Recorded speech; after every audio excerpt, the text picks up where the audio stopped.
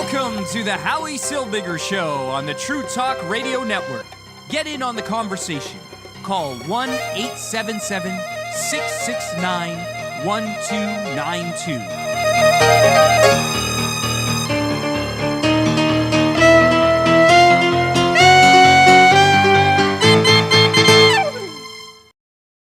And welcome to the Howie Silbiger Show. My name is Howie Silbiger, and this is the show. You can feel free to call in. Number to call, 1-877-669-1292. That's 1-877-669-1292. I'll just put the number up on the screen. For those of you watching, I'll put the number up on the screen. Feel free to call in. 1-877-669-1292 is the number to call. It's been a pretty eventful day here in Montreal, and I just wanted to go over some of the things that happened, and let's talk about it a little bit. So we woke up this morning hearing that the Beth Tikva synagogue in Dollard-des-Ormeaux, a suburb of Montreal, has been firebombed for the second time in 14 months. The synagogue is the only Orthodox synagogue in that neighborhood, and prayer services today were held outside as the synagogue's entrance was taped off as a Molotov cocktail was thrown through the window of the front door. The synagogue was the target of a Molotov cocktail in November 2023, a month before Hanukkah, and today's attack is just about a week before Hanukkah. So it's about the same time period of the year. Rabbi Mordechai Zeitz is the Rabbi Emeritus at Beth Tikva, and he told the Montreal Gazette that he is sad to see this happen again during a season of brotherhood and celebration and family and unity. This is the quote: "We can have a difference of opinion by discourse, not disgusting acts," he said. Beth Tikva is a synagogue that's attached to a school, Hebrew Foundation School, an elementary school in the West Island of Montreal. And it's also attached to the West Island offices of Federation CJA. The police arrived around 3 o'clock in the morning. After receiving a report of a fire outside the building, they quickly extinguished the flames with a fire extinguisher and found the remnants of a crude firebomb. A window was smashed, the surrounding walls blackened, and the entrance smelled of smoke by midday on Wednesday. During an inspection at 7:20 a.m., police discovered 2 windows were smashed in the Federation CJA building across the street. No firebombs were found in that building, but the building was damaged. Police spokesperson Veronique Duboc said that witnesses reported a suspect at the site before the arrival of police. There are no injuries reported, and investigators will examine the surveillance cameras in an effort to determine the circumstances leading to the fire. Investigations to find the suspects began on Wednesday afternoon. Police spokesman Marianne Alain Morin said police are investigating whether the attacks may lead to hate and mischief charges. No suspect was found in the November 2023 attack due to lack of evidence. Henry Topaz is the Beth Tikva cantor, and he's also B'nai B'rith Canada's regional director for Quebec and Atlantic regions. His quote is that the incident is a terrifying reminder that Montreal is increasingly unsafe for Jewish people. This is the result of failure of leaders of all levels to hold accountable those responsible for the hate and violence that's infesting Canadian society. Specifically, the mayor of Montreal, Valérie Plante, must act now to stop the exponential rise in hate and anti-Semitism, which she has permitted to get out of control in Montreal.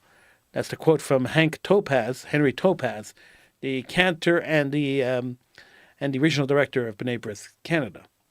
Federation CJA President and CEO Yair Slack said that despite the incident, the Jewish life in Montreal will continue to thrive and will continue to attend our Jewish schools and synagogues proudly. However, Slack did note that in the last 14 months, this is the 7th instance where a Jewish institution has been targeted in Montreal, and the second time these particular institutions are targeted. Here's his quote: "Let's not mince words. This is a stark reminder of what happens when politicians fail to carry out anti-Semitism and call out anti-Semitism and prevent the escalation of violence on our streets. We call on Mayor Plante to act immediately to crack down on the unacceptable rise in anti-Semitism in Montreal. Our community is outraged, and so should all Quebec citizens. We expect the authorities to treat this incident with the highest level of care and consider all likely motives. Enough is enough. So he also said such attacks. I'm sorry. He didn't say that. Michael Levitt from the Friends of the Simon Wiesenthal Center said, such attacks cannot be ignored or dismissed as isolated incidents, nor can we allow these attacks to become the new normal. We call on authorities to conduct a thorough investigation, hold perpetrators accountable, and take immediate action to address the growing threats faced by the Jewish institutions and individuals. And so on and so forth. So many Jewish leaders came out and gave lip service, blaming the politicians for the attacks on the synagogues. To me, that's passing the buck. And it's unacceptable that Jewish leaders are passing the buck.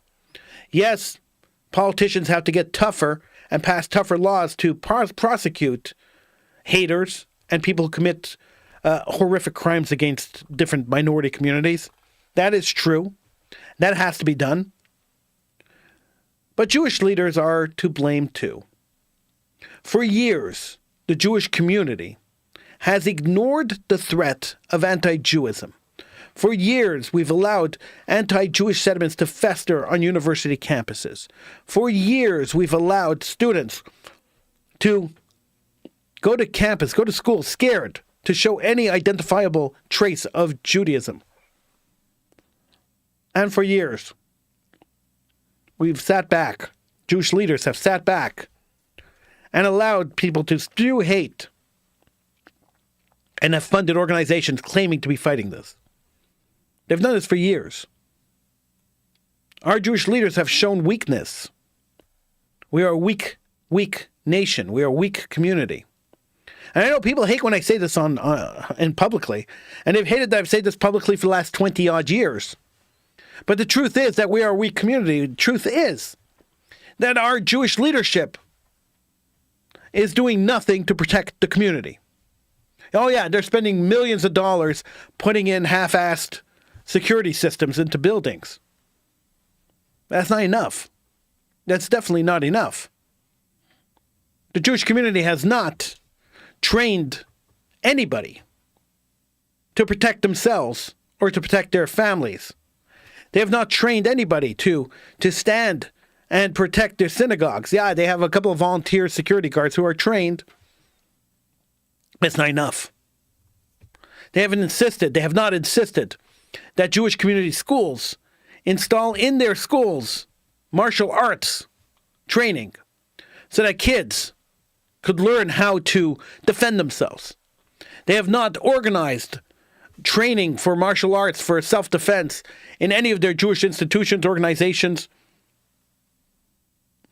They continue to say that we could live peacefully with our neighbors who hate us and want to continue attacking us.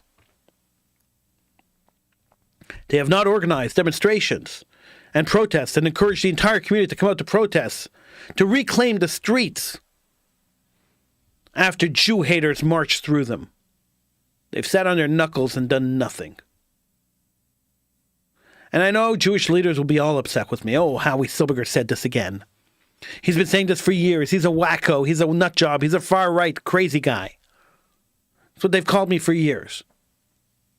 But the truth is they've done nothing to help. They've allowed this to fester for so long that now it's bubbling over. Oh yes, backdoor diplomacy, they say. That's the best way to get things done. Sometimes front door diplomacy is even better. Sometimes showing that we're a strong community and we're not going to tolerate it as a community. We're not going to sit on our laurels and allow our buildings to be burned down. We're not going to sit on our laurels and allow people to throw firebombs into our synagogues and schools and to take pot shots, gunshots at our schools. We're not going to allow that to happen. But the community's done nothing. Nothing at all. I'm the principal of a school that was shot twice in our community, in our Montreal Jewish community. How many Jewish community leaders reached out to our school? 0.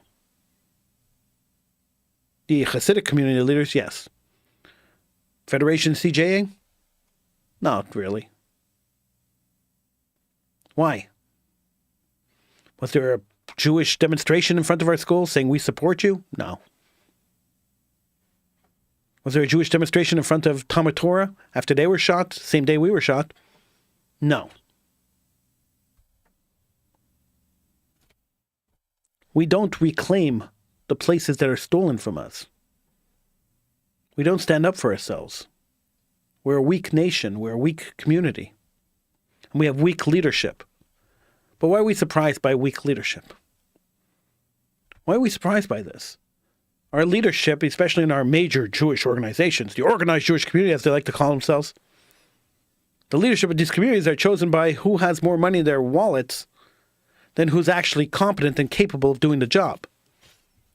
If you can't give a $10 million donation, forget about becoming anything notable in the community. How scary is that? Rich people get the prestige, the comfy positions, the presidencies and the chairmanships because they have money and they give more money to Federation and pad the war chest of Federation more. And these are the people who are making decisions on how to best treat our community, how to best service our community, how to best protect our community. And while some of the work they do is excellent work, Federation does excellent work in certain areas, they shouldn't be responsible for the entire community. They shouldn't be responsible. But they choose to be. So if you choose to be, step up to the plate. If you choose to be the responsible party and the party that wants to run the city, it's no problem. Step up to the plate. Tell us that you are going to start immediately training the community, the entire community, not just their kids, but the entire community. They're not even doing our kids, but the entire community in self-defense. Tell us that we're going to build a Jewish army in the city that's going to protect our institutions and protect our schools and protect our children and protect our elderly who are vulnerable. Tell me we're going to do something that's going to help placate the Jewish community, help calm the community down, help alleviate the fears of the community, help level the playing field for university students. But no, they're not going to do that. What they're going to do is release a strongly worded tweet. We condemn this. We're saddened by this. We encourage the mayor of the city of Montreal to look at the situation and reevaluate the situation. We encourage the police to take more active role in catching and stopping the perpetrators. That's what we do. We send out strongly worded tweets. Any other community who's been attacked as many times as the Jewish community has been attacked in the last 14 months would be rioting in the street. Any other community's leaders would be standing on anywhere they can, screaming and yelling about the injustice of their community being attacked continuously and the police doing nothing. The only community that doesn't do that, the only community that remains silent, is the Jewish community. A drug dealer who is dying of a fentanyl overdose in the United States and was accosted by the police while he was dying of a fentanyl overdose, his death caused 5 months of riots that destroyed major cities in the United States because people felt that there was an injustice done because community leaders did what they had to do. They told their communities, we're not going to take it. Let's get on the streets and show that we're not going to take it. Now, forget about the corruption that was involved in Black Lives Matter. Forget about the crimes and the criminal activity that happened during those months that they were in the streets. The fact is, there were community leaders, there were grassroots people who got up and said, time to take the streets. We can't, this is intolerable. We can't do this. There are no Jewish leaders like that. And I'll tell you why. There's a good reason there's no Jewish leaders like that. Because organized Jewish communities, the liberals of the community, ostracized these people. They made them into radicals. They called the police on them. They called the feds on them. They harassed them out of action. So no normal person has enough money to take on Federation, to take on B'nai B'rith. So people who were out in the streets and who were trying to help and trying to train people to protect the Jewish community were chased away by the Jewish community, were degraded, dishonored, and so they don't exist anymore. They don't want to put their names forward anymore. Normal people don't want to step forward anymore because they're afraid of the wrath of the community. Because God forbid somebody in the community should have a little power that Federation doesn't have. That's what happened. That's the honest truth. Believe it or not. A lot of people say, Howie, you're exaggerating, but I could tell you story after story about things that happened to me personally. Whether it be on my radio show, because of my radio show, as a result of things I did on my radio show while I was on AM. They don't bother me too much on the internet, but when I was on AM, they were very scared. Or whether it be stuff I did in my youth and the community's reaction to that stuff. To me, it's despicable. And there should be a grassroots movement that's going to get up and say, we're not going to take it anymore. This is one synagogue. This is the last straw for us. Because now the synagogue is being bombed while it's empty. But we already saw last week, or was it a week and a half ago, a synagogue bombed when people were in it. How long until that happens in Montreal? How long until somebody has to get killed? Somebody gets killed. And I suppose somebody has to get killed in order to initiate change. That's usually the way it works. They won't put an alarm system in to your house until you get robbed. So somebody has to die in order for us to initiate change in the community, in order for the community to wake up and realize that this is not a game. We're not playing here. Our enemies have said they want to kill us. They want to destroy our communities. They want to burn down our buildings. We should take them seriously.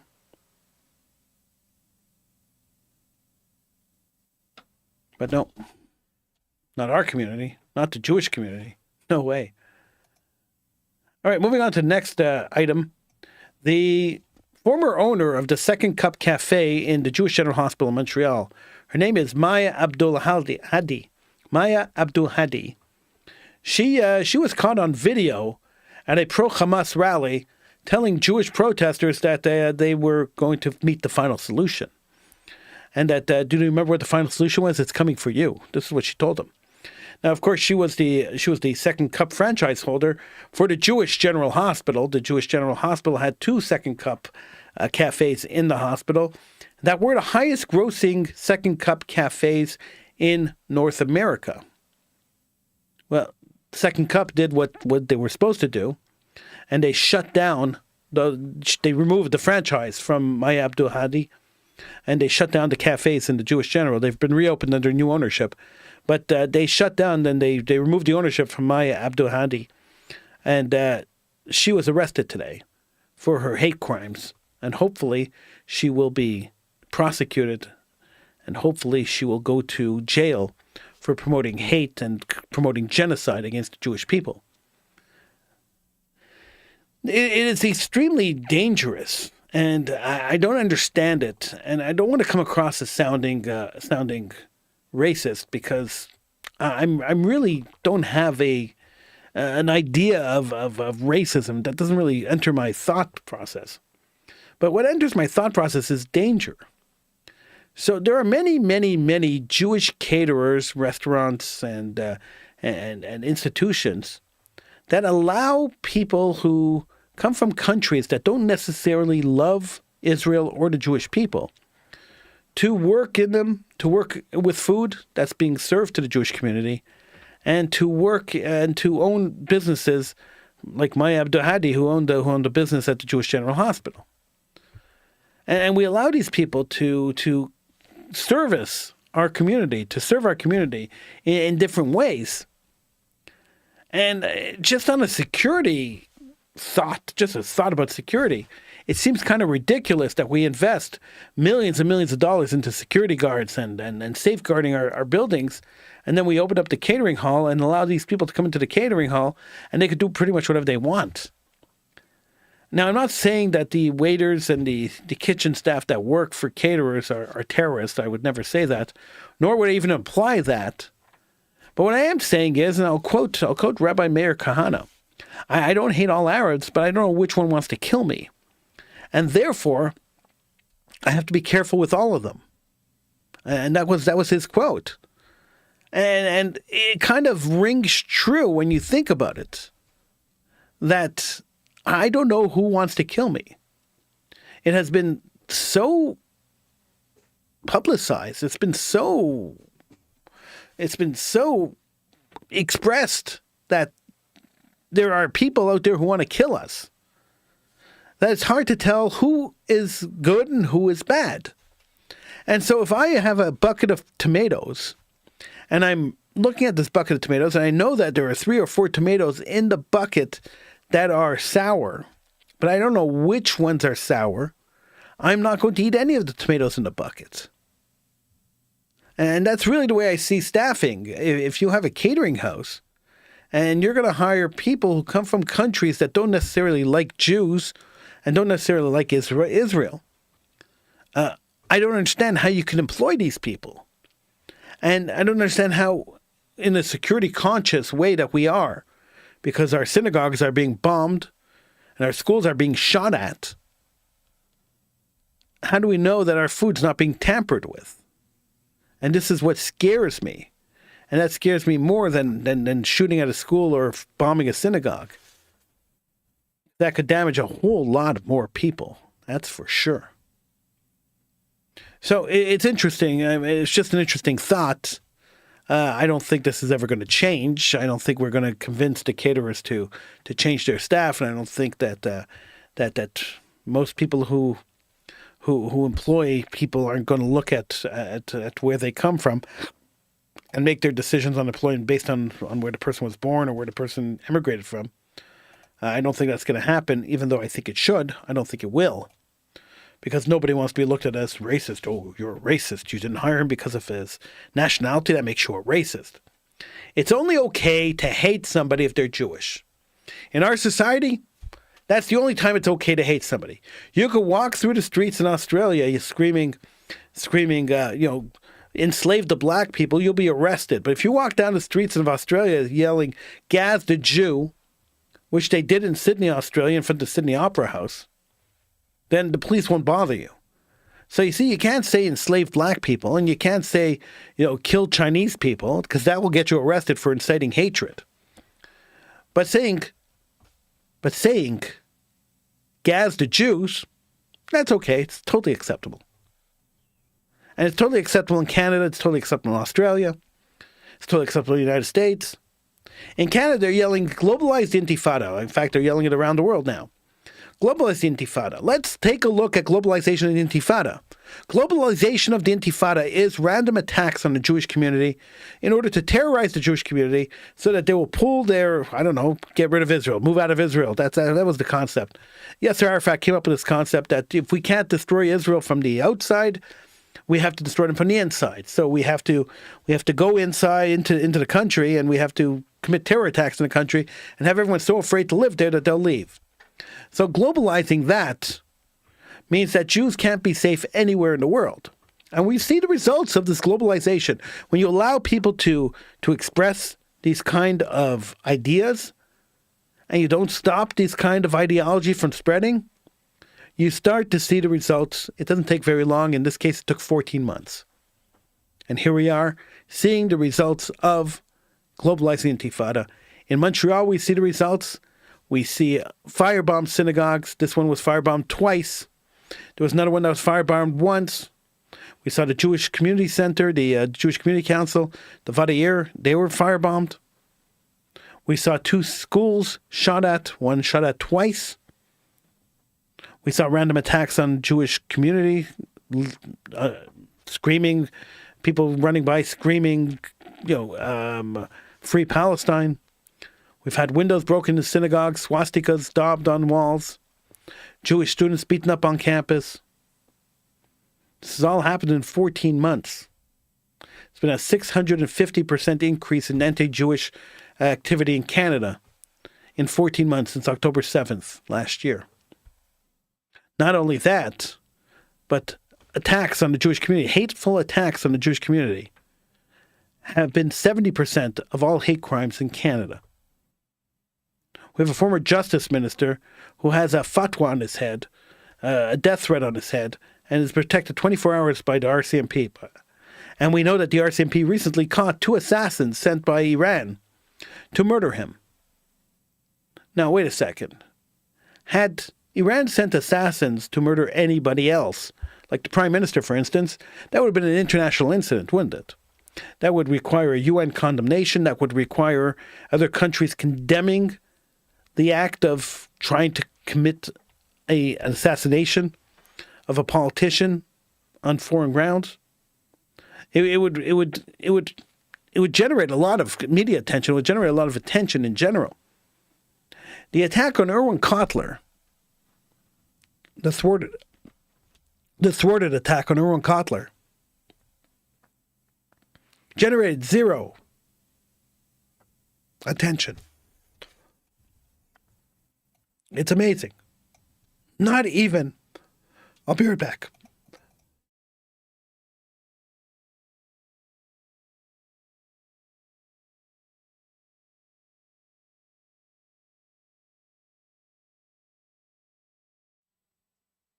Sorry about that. Sometimes your voice goes in the middle of a show.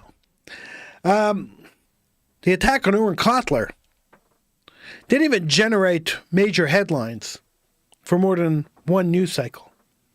So one day of headlines, and that was it. There was no more than that. Because he was a Jew.